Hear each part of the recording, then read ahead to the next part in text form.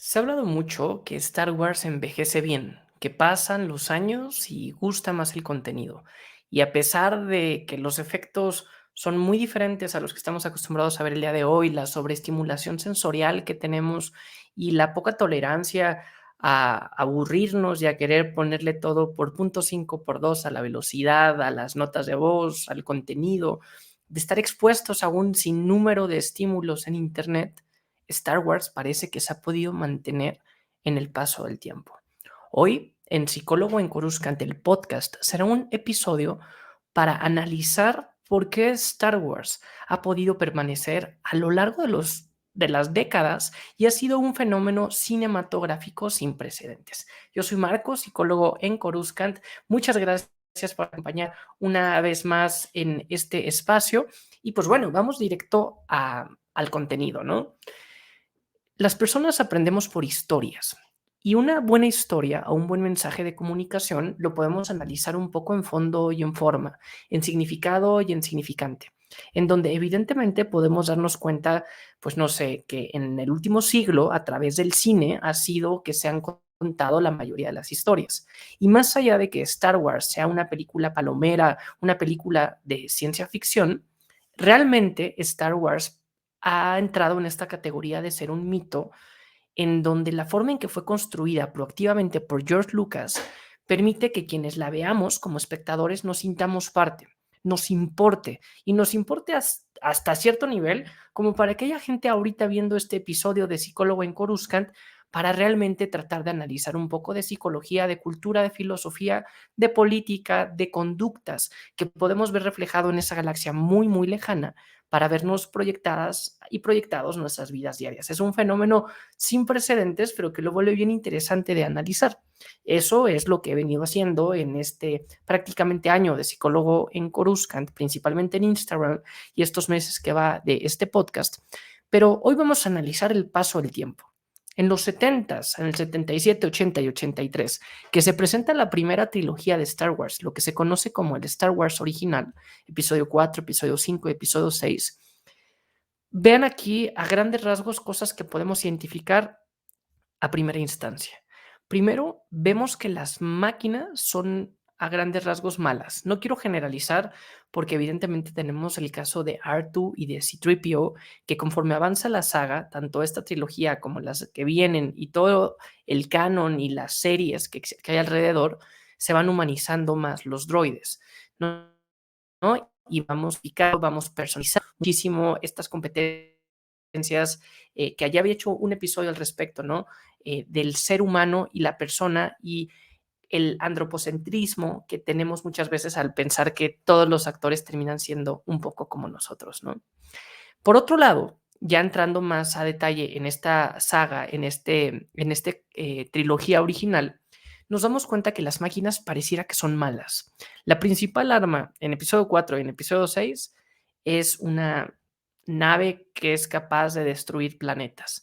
El principal villano, Darth Vader, es un elemento maquinizado, que la tecnología pareciera que tiene esta connotación negativa y que cuando vemos que Vader se redime en episodio 6 es cuando él deja ir su parte mecánica, cuando deja ir la tecnología y se libera, ¿no? Y que esto pasa en un contraste con la naturaleza, en un planeta como Endor, con Ewoks, en donde tenemos muchas especies como los Ewoks o también como los Wookiees, como Chewbacca, en donde pareciera que la salvaje y lo natural es lo bueno, lo genuino, lo primitivo, hay que regresar a esto.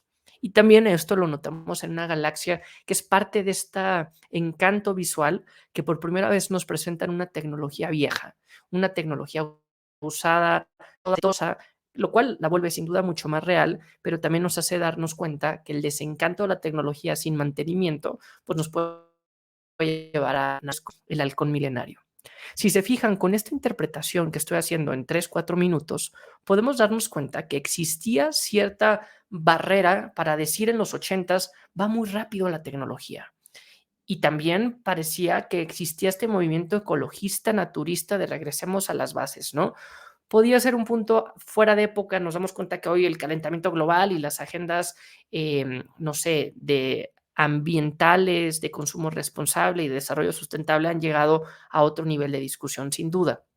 Pero en este tiempo, en un mundo postguerra fría, en un mundo post-Vietnam o durante Vietnam y sobre todo contada desde Estados Unidos, desde una visión capitalista, pues nos podemos dar cuenta cómo los 70s, los 80s reflejan en Star Wars esta barrera de decir cuidado con la tecnología, ¿no? Y también, evidentemente, Star Wars es el fenómeno de la cultura pop que más trascendió, pero si viéramos otras historias similares como Star Trek o incluso que empezaban en los 80s, en los 90 con Terminator y otras películas de ciencia ficción, nos dábamos cuenta cómo tenían esta connotación negativa en la tecnología, ¿no? Y que bueno, evidentemente esto también se puede reflejar hoy en día en un tema generacional. La gente que creció con Star Wars, tal vez en los 70s y en los 80s, siendo niños, y que hoy son fans de Star Wars, pueden encontrar al mundo digital con sus ciertas barreras, ¿no? Y esto va desde la coexistencia generacional, ¿no? Decir, en eh, redes sociales, ahora en la pandemia, que todo era a través de streaming, qué diferente eran las generaciones que somos más sensibles o que nacimos con el Internet o que incluso no nacimos con el Internet. Yo, por ejemplo, soy del 88, cumplo 35 años este año. Sé que me habían dicho, ¿cuál es la edad del psicólogo en Coruscant? Cumplo 35 años este 2023. Sé que me veo joven, ¿no? Bueno, ya ustedes dirán.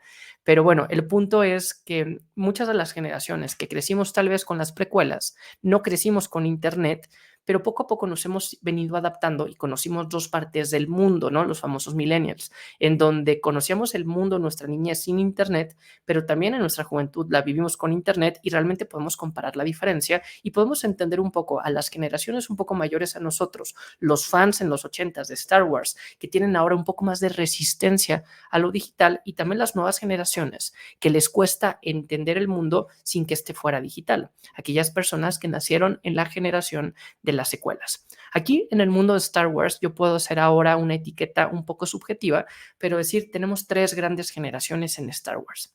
La generación de la trilogía original, la generación que somos de la trilogía precuela y la generación que está actualmente de la trilogía secuela y que incluso la trilogía secuela no se limita únicamente al contenido de Rey, la Primera Orden y de Snoke, ¿no? Sabemos que esto ya está llegando a otro nivel de contar historias en audiovisual como puede ser la televisión. Y también aquí puede ser algo interesante, cómo nos puede estar tocando darnos cuenta de un cambio, de un hito, de una plataforma, porque en los últimos 100 años el cine realmente era esta plataforma para crear historias y para crearlas de una forma épica, monumental, con efectos especiales, con música y con este fondo y forma. Para nada digo que las películas y la cinematografía vaya a morir, pero evidentemente hoy en el mundo del streaming entendemos muy diferente la forma de consumir contenido, incluso en Star Wars. Y como ahora está mucho esta discusión entre si queremos seguir viendo más series en donde, como en el Filoniverse o Mandoverse, se va profundizando a un nivel sin precedentes en audiovisual, en el contenido de los personajes, y podemos tener muchos capítulos, como pasaba con Andor, o como pasa incluso con The Bad Batch, que la gente discute si son o no de relleno. Yo en lo personal creo que hay de relleno a relleno. Por ejemplo, el caso de The Bad Batch. En la temporada 1 sí creo que habían ciertos episodios que era lo que típicamente se conoce como relleno, en donde veíamos una aventura en donde sí eran estas autoconclusivas, pero que no aportaban más al lore de la saga y de cierta forma se iban creando los personajes, pero nos teníamos que acostumbrar. Recuerden cómo es Filoni, que por lo regular en las primeras temporadas de Clone Wars, de Rebels, de Bad Batch, incluso de Mandalorian, nos tratamos de enfocar más en los personajes principales para a partir de la segunda temporada tener estos cameos.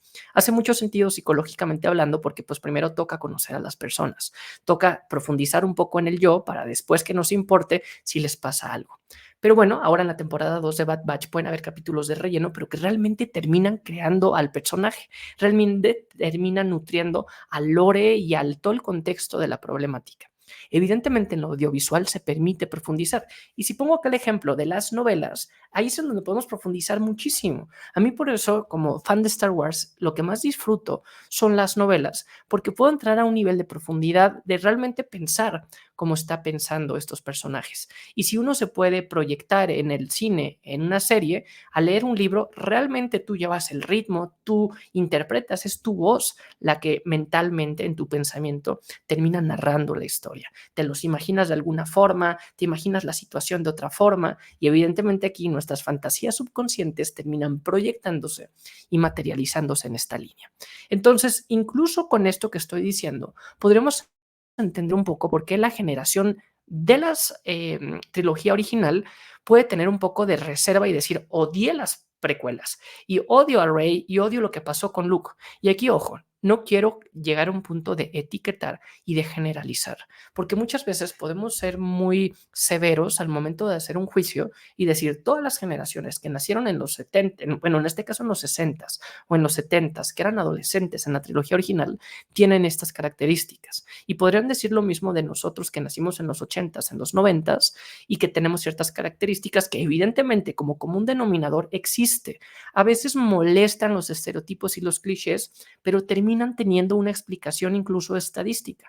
Aquí lo importante es no quedarnos únicamente en esta línea de decir todas y todos somos de esta forma, pero a veces incomoda, pero la verdad incomoda y también podemos darnos cuenta que somos más críticos y decir, bueno, aunque soy así, ya no quiero ser de esta forma, ¿no? Sobre todo, por ejemplo, con las agendas de género.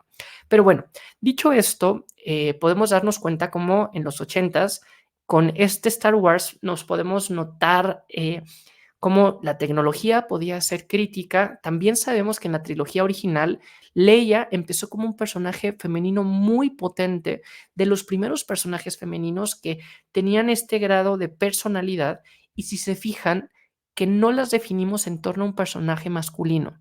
Leia nunca la vemos como la esposa de Han, la mamá de Kylo o de Ben o la hermana de Luke. Tiene esas características, pero Leia es más que esto, ¿no? Y bueno, también nos damos cuenta este mensaje de oposición, este mensaje de imperio, de una sola verdad, que es la que termina gobernando a la galaxia.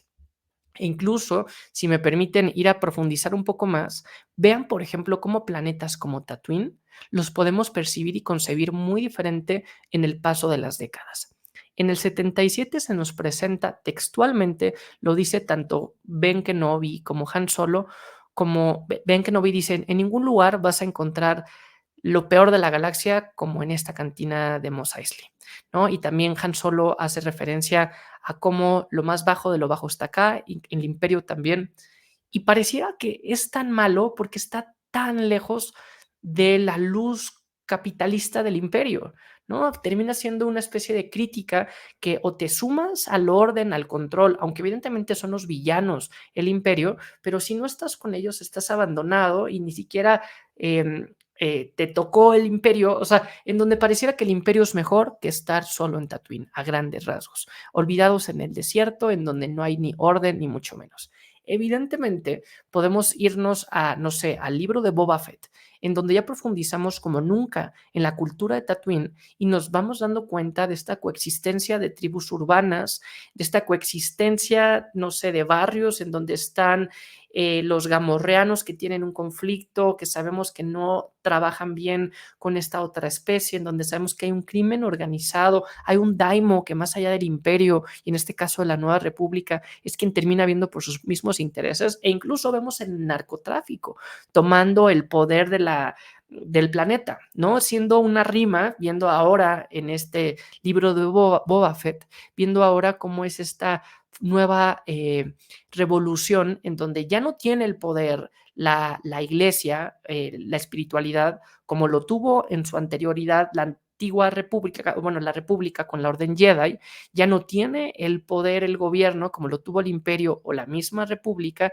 ya no es el Estado, sino ahora quien lo tienen los privados, ¿no? Y podremos decir, bueno, será el sector privado, las empresas, la sociedad civil, pero en un contexto sin control lo tienen las drogas, lo tiene la especie, lo tiene el narcotráfico, lo tiene evidentemente toda esta mafia que notamos en Tatooine. Y nos damos cuenta cómo luchan incluso por inclusión los famosos mods, los modificados que vemos que proactivamente toman la decisión de cambiar su identidad, su yo, y decir, ya no soy así y me voy a poner este brazo y me voy a poner este ojo, que puede ser muy de la mano con esta agenda, muchas veces etiquetada progresista como la agenda de género, en donde tú puedes definir tu género, en donde tú puedes definir tu pronombre, en donde tú puedes definir tu forma de vestir.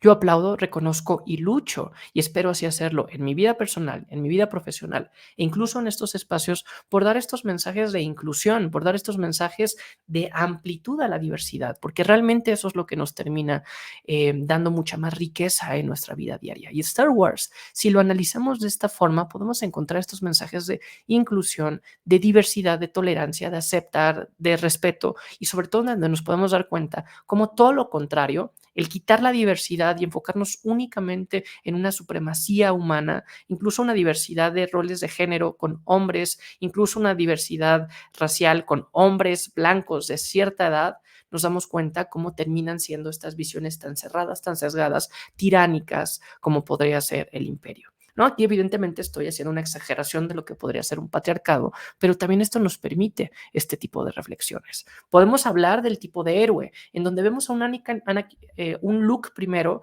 en la trilogía original, el típico héroe de los libros, que es una persona noble, una persona joven, una persona con buena voluntad, una persona que se va a enfrentar con unos maestros, que va a discutir con el lado oscuro, pero que termina regresando por sus ganas de querer hacer las cosas. Un héroe bien interesante, bien admirable, que yo creo que todos queremos a Luke, pero que hoy nos damos cuenta que eso quedó en los ochentas y en donde en la trilogía precuela podemos encontrar un Anakin que narrativamente hablando pareciera que tiene la misma estructura de Luke en un mismo planeta, en un mismo grado de que no se siente pleno con lo que tiene un poder, una proyección a futuro, una fantasía, unos sueños mayores a este planeta, se va, lo descubre, pero evidentemente la antítesis de Luke termina siendo Anakin, ¿no? Termina siendo su padre. Vemos un mismo héroe, si lo vemos ya no en la forma que se presentaron las películas, sino en el canon de Star Wars, vemos que Anakin primero lo intenta, no lo logra, pero este liderazgo, este heroísmo lo hace nuevamente su hijo. Es como la primera generación falló, la segunda generación, misma fórmula, mismo intento, pero aquí no fallan, ¿no? Como Luke termina no fallando en su primer intento al destruir a la Estrella de la Muerte. Vean aquí cómo este análisis nos puede hacer ver un Anakin que evidentemente fue un héroe, pero un héroe caído y que termina siendo el peor villano de la galaxia, pero nos damos cuenta que tiene una connotación mucho más real, un lado mucho más oscuro. Tienen temas de apegos emocionales, tiene tema de una relación humana complicada, una manipulación de Palpatine, un tema de una estructura narcisista creyéndose superior. Nos damos cuenta de los efectos colaterales de creerte lo que te dicen. Si te dicen eres el elegido, eres el mejor, y se la termina creyendo al ser un adolescente, nos damos cuenta de esta bomba tóxica en la que se va desarrollando. Vemos en los 90s y en los 2000 un desarrollo muchísimo más profundo de una personalidad mucho más compleja, una personalidad que vivió dos mundos y que pues termina siendo una rima también para nuestra misma generación. Incluso leía como la amenaza fantasma, el título de episodio 1, podía ser, y esto ya es una teoría conspiracional, pero podía ser ver esta amenaza fantasma que estaba en el mundo occidental, porque si se fijan sale en el 99 y en el 2001 es el ataque de las Torres Gemelas, ¿no? Una amenaza fantasma que va pasando y que nos vamos dando cuenta que no todo es Estados Unidos, que no todo es el capitalismo, que no todo es el fast food, ¿no? Y vamos dándonos cuenta en esta visión mucho más oscura, mucho más compleja y en donde incluso la tecnología evidentemente puede tener un mal uso, pero también puede tener un buen uso cuando vemos cómo se humanizan ciertos droides y cómo también el avance de la tecnología permite, tanto por un lado que estén los droides de separatistas, pero por otro lado todo el tema y el dilema ética regresando a la persona con la clonación. Ya no es querer hacer más máquinas, sino querer utilizar la tecnología para la persona misma, ¿no? Esto creo que es un punto bien interesante lo que vemos en la trilogía precuela y evidentemente aquí se mete un nivel de discusión político que seguramente aquí les voy a hablar en primera persona con sesgo a caer en subjetividades, pero a final de cuentas es un podcast en donde muchas veces yo de niño decía, ¿por qué tanta política? Esto me resulta aburrido. Y hoy, entre más política encuentre en las novelas, en las series como Andor o Mandalorian que está por salir, realmente me ayuda a profundizar y quiero saber más de esta política, porque termina siendo una proyección tanto vemos el parlamento, el poder absoluto, la democracia, los riesgos de la democracia, porque realmente lo interesante del imperio, que lo vemos en episodio 3, en todo lo que viene después, es que era aceptado por la mayoría. ¿No? No es que vino y fue un golpe de estado y aunque toda la galaxia no lo quería, Palpatine puso su propio poder. Él hizo todo un tema de adoctrinamiento, de lavado de cerebro, creó las condiciones de su telenovela perfecta para él llegar al poder, pero si se fijan, cuando él declara el primer imperio galáctico de la galaxia, la gente le aplaude en su mayoría, por miedo, por interés, por ignorancia, por todas las anteriores, pero termina siendo reconocido y aceptado prácticamente por 19 años. Tal vez el miedo, como lo he dicho muchas veces en este podcast, como la principal arma del imperio, de los Sith, pero que realmente funcionaba. Y por eso es que la gente era tan tímida, callada, inocente, tiene su mirada, de poder realmente tomar la decisión de unir esfuerzos para rebelarse. Y eso lo vemos con Mon Mothma, el nivel de paranoia que tenía de ser descubierta de estas primeras jugadas 5 años antes de la Guerra Civil Galáctica. Realmente se nos hace profundizar a un nivel de reinventar los procesos. Y si algo hemos hecho como esta nueva generación es reinventar. Filoni en esta generación, que nos vamos dando cuenta, como dice, muy bien, ya conoces este personaje, ya conoces lo que es un camtono, ya conoces, no sé, cómo fue la destrucción de la Estrella de la Muerte, pero ¿qué pasa si te cuento la historia minutos antes de cómo robaron los planos? ¿Qué pasa si te cuento la historia de Han Solo, en donde estuvo incluso él de forma voluntaria inscrito en el Imperio? Y nos vamos dando cuenta cómo Han Solo va cambiando. En la trilogía original era este patán simpático, mujeriego, en donde le podíamos aplaudir muchos chistes que hoy serían incorrectos y en donde terminaba este papel de una masculinidad mucho más compleja, terminaba siendo un personaje principal, ¿no? Y aquí para nada quiero venir a dar golpes de pecho y decir qué mal que antes nos caía bien o que ya no nos caiga bien Han Solo porque era patán en su momento, no, no podemos con la sabiduría juzgar la ignorancia anterior, ¿no? Pero evidentemente hoy somos más sensibles y hoy la corrección política lleva este tipo de discusiones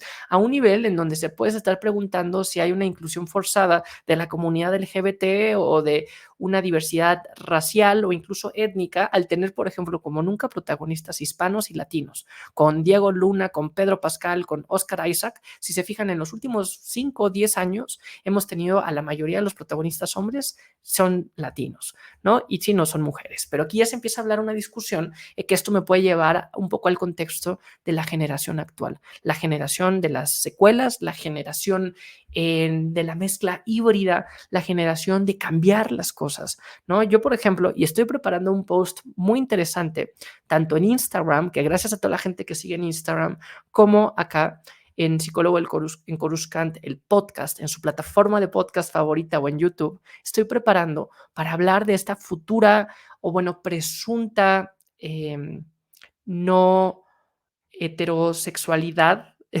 de Luke Skywalker. Estoy leyendo una novela que tengo desde el año pasado y no había tenido oportunidad de leer por crear contenido, que se llama Tales of the, no Tales, Stories, porque Tales es la serie, ¿no? Stories of the Jedi and the Sith. Y aquí habla una sobre Luke Skywalker y hace ver cómo él es parte ya de la comunidad LGBTIQ+. Y si ahorita lo googlean, van a notar gente que está a favor, gente que está en contra, y sobre todo porque están haciendo un cambio nuevamente a un personaje que ya conocíamos, pero que termina de cierta forma siendo congruente con el mismo look, ¿no? Nos guste el canon, y esto es una reflexión de cómo es la vida. Uno dice, no, pues yo esperaría que las cosas no cambien, yo esperaría que esta persona reaccione así. En mi fantasía yo me imagino que las cosas salen de esta forma. Aquí podemos echarle la culpa a Disney, a George Lucas, a que es un negocio, todo lo que hay detrás de Star Wars, que lo es, pero si nos basamos en que es una historia y así pasan las cosas, es idéntico como pasa en la vida. Y cada quien va a ir buscando sus propias narrativas. Si te la compras como víctima de tu contexto o si dices, pues ni modo, es lo que hay y a darle buena cara al mundo, ¿no? Y no una buena cara eterna y constante en donde todo es perfecto, pero sí darme cuenta que debo de aceptar lo que está pasando y reconocer hasta dónde entran mis límites. Esta agenda de aceptación, de inclusión, realmente es lo que nos lleva a pensar en estas secuelas y cómo realmente nos vamos dando cuenta, primero, que hay consecuencias de todo lo anterior. Lo que pasó en las dos trilogías previas no es borrón y cuenta nueva, incluso a pesar de que creíamos muerto a Palpatine, que creen, sorpresa, no. Y aunque no hubiera renacido o vuelto a aparecer el cuerpo de Palpatine en episodio 9, nos damos cuenta que la Primera Orden terminaba siendo un eco del mensaje del imperio, ¿no? Terminaba siendo un eco del plan de contingencia de Palpatine. Entonces, no me parece tan descabellado que en episodio 9 veamos a Palpatine cuando desde episodio 7 se nos presentaban Stormtroopers y se nos presentaba una ¿primera orden de quién? ¿Orden de qué? Regresábamos al control y era una primera orden para regresar el poder del imperio, que por suerte Filoni ya está conectando bien las piezas con el Mandoverse y con este futuro problema y en estos próximos años para irnos dando cuenta cómo la clonación con Grogu nos llevará a cierto punto a Snoke y cómo estas células que todavía existían, fanáticas como Moff Gideon, estos Stormtroopers que seguían escondidos en las tinieblas contra la Nueva República y esta república que a través de la política de Mon Mothma de desarme se van creando las condiciones para llegar décadas después a lo que termina siendo la Primera Orden y todo lo que vemos en el episodio 7, 8 y 9. Nos vamos dando cuenta cómo existe un Kylo Ren, un Ben Solo, que es víctima de sus generaciones antiguas, que él está cansado de la cantidad de información que recibe de sus padres, del pasado de sus padres, de su tío como Luke. Y aquí pónganse a pensar. Y es algo que decía en el único capítulo de Psicólogo en Coruscant del podcast que ha habido en inglés, que fue con John Buja, y con él hablaba y yo le compartía esta teoría personal de cómo Ben Solo es un fenómeno de la generación Z, de la generación que nació en el 2000, que es una generación que conoció al mundo y conoció sus orígenes, su raíz, a sus padres y a su familia en Internet. ¿A qué voy con esto?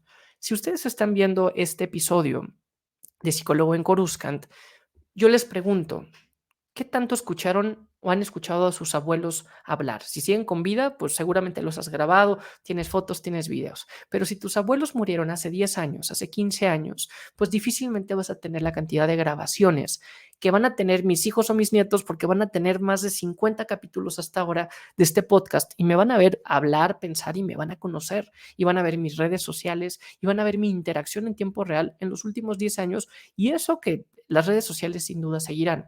Evidentemente, el contexto, el autoconcepto, la carga, la transmisión generacional que tendremos con esas nuevas generaciones va a ser muy diferente a la que tenemos nosotros como la generación actual, en donde lo que conocíamos era más empírico, era más en primera persona y lo que no, no, ¿no? Y si se fijan, Ben Solo es muy diferente la historia y el contexto que tiene de su pasado que el que tuvo Han y Leia o que el que tuvo el mismo Anakin en Tatooine. Ben Solo conoce que sus padres son héroes, conoce toda la historia que le han contado una y otra vez de Luke Skywalker, conoce quién fue Darth Vader y tiene hasta el casco ahí de una forma interesante que he hecho ese análisis de por qué conserva el casco. Voy a hacer un post porque creo que no lo he hecho últimamente al respecto, pero si se fijan, Ben, tiene este complejo, por decirlo de una forma negativa, de ser la sombra, de conocer anteriormente quiénes habían sido su familia. Y sobre todo sufre de esta proyección y de esta transferencia generacional en donde uno va diciendo, bueno, yo mis expectativas para las generaciones que vienen, para mi descendencia, es que sean de esta forma, estudien esto, se comporten, se vean de esta forma, les gusta Star Wars a mis hijos y vas creando este tipo de proyecciones que aunque pueden parecer broma, terminan siendo una carga en los hombros, ¿no? Y bueno, evidentemente también nos damos cuenta cómo el mensaje de los Jedi cambia, ¿no? Si se fijan, en los 70s y en los 80s, los Jedi no eran cuestionados, eran pocos y se seguía al maestro. En los 90s y en los 2000s nos damos cuenta del error típico de la iglesia, el error típico del poder con la orden Jedi, cómo son ciegos, cómo son soberbios, cómo se equivocan y reflejan gran parte de lo que está pasando en el mundo. Y ahora en los 2020 nos damos cuenta de la diversidad y en donde el mismo Luke Skywalker se aísla y dice, yo no quiero seguir con estas expectativas.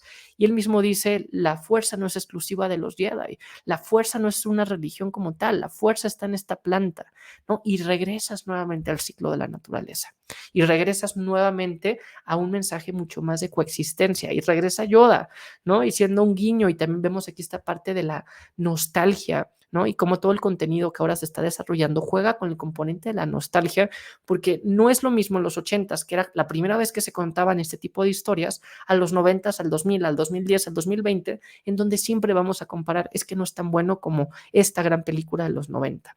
Por eso, tanto Star Wars como muchas otras franquicias más le están apostando a la nostalgia, no porque se queden sin historias, sino porque son historias que quedaron consagradas, ¿no? Que incluso se idealizaron y que pues ahora también a manera de negocio toca profundizar en la franquicia, en donde también nos vamos dando cuenta, hasta en temas de diseño y arquitectura, esta visión retrofuturista, en donde vamos avanzando con el paso de los años. Star Wars está por cumplir 50 años de ser contada, medio siglo, y nos damos cuenta cómo todavía no viajamos a velocidad de la luz, todavía no vivimos en otros planetas, todavía ni siquiera tenemos medios de transporte inmediatos que vuelan, pero como la tecnología que vamos teniendo con, no sé, un holoproyector, como podía ser en su momento, o estos datapads con una tablet, o la conexión que existe en la HoloNet con el Internet, ya pueden ser más comparables. Pero nos damos cuenta que Star Wars, la forma en que lo proyectó retro, futurista, haciendo ver y regresando a la incorporación de elementos retro a nuestro día a día, va creando un ecosistema visualmente tan agradable como el que podría ser en Andor. No sé qué les ha parecido este episodio de si Star Wars ha envejecido bien o no. Si llevan 30 minutos escuchando este podcast, les agradezco el apoyo y también aprovecho para dar aquí algunos mensajes de la comunidad de psicólogo en Coruscant. Primero es que estoy por cumplir un año, 365 días creando un post diario en Instagram. Entonces aquí les agradezco el apoyo en Instagram, que es donde nació este proyecto y que a mí en lo personal me ha hecho crecer enormemente, porque me motiva a diario tener que escribir, a pesar de mi trabajo, de mi vida personal, de mi estado de ánimo, esté o no de vacaciones, diario me doy un momento para escribir una reflexión y pues termino aquí proyectándome. Gracias a toda la gente que en estos 365 días han seguido el canal. El 1 de marzo del 2022 fue que lancé Psicólogo en Coruscant en Instagram y recuerden que en Facebook y en Twitter pueden encontrarlo. Por favor, si les gusta, compártanlo, coméntenlo, porque pues esto va enriqueciendo la discusión y créanme, las ideas no se acaban. Tengo una libreta que ya les he enseñado un par de veces con todo lo que se me va ocurriendo. Evidentemente tiene su diseño de Star Wars y por suerte creo que hay suficientes posts para mucho tiempo más y más porque viene contenido nuevo con The Mandalorian, con Ahsoka, que es la serie que más espero, hasta de Young Jedi Adventures y nuevas novelas, ¿no? Tengo más de 8 novelas en físico, más un Kindle con ilimitado para leer, leer, leer y seguirme preparando. Y también gracias porque estoy por llegar al episodio número 50 de Psicólogo en Coruscant, el podcast. Aquí, por favor, si ustedes quieren que regrese. Saben que de vez en cuando tengo invitados. Creo que la próxima semana voy a tener una primera invitada y aquí eso me da mucho gusto. Ya les daré un poco más de información para hablar un poco de Mandalorian y ir siguiendo este contenido. Ya saben, mi contenido nunca es como hablar de filtraciones porque pues no soy un insider, ni tampoco hacer un análisis de los contenidos porque pues eso ya lo hacen muchos y lo hacen mejor que yo, pero mi análisis es una interpretación psicológica, conductual del mito de Star Wars y darnos cuenta cómo nuestras vidas se pueden proyectar. Entonces, si tienen aquí algún comentario sobre el podcast, alguna idea, por favor háganmela saber. También gracias por suscribirse, por darle like y también por activar las notificaciones. Si se fijan, no pasa una semana sin que yo suba un episodio nuevo de Psicólogo en Coruscant, el podcast, tanto a YouTube como a la mayoría de las plataformas de podcast. Y bueno, finalmente lo que yo también quería comentar es que he empezado a hacer shorts, que eso ayuda al algoritmo, porque luego, por ejemplo, ahorita van 35 minutos de podcast y pues puedo poner el título, pero pues no es únicamente el título de lo que estoy hablando. Y también agradezco a la comunidad de creadoras y creadores de contenido que constantemente me están invitando a sus canales y plataformas, sobre todo ahora que viene Mando, en donde buscaré algún espacio para poder atender a estas invitaciones. Pues bueno, no sé qué les ha parecido este contenido. Yo lo disfruté bastante. Este es mi happy moment de la semana. Y pues bueno, no me dejarán mentir. Es más fácil hablar de estos temas de psicología, de emociones, de política, de generaciones, si lo vemos desde el punto de vista de una galaxia muy hablamos directamente de primera persona. Hasta aquí su amigo psicólogo en Coruscant y nos vemos en el siguiente episodio.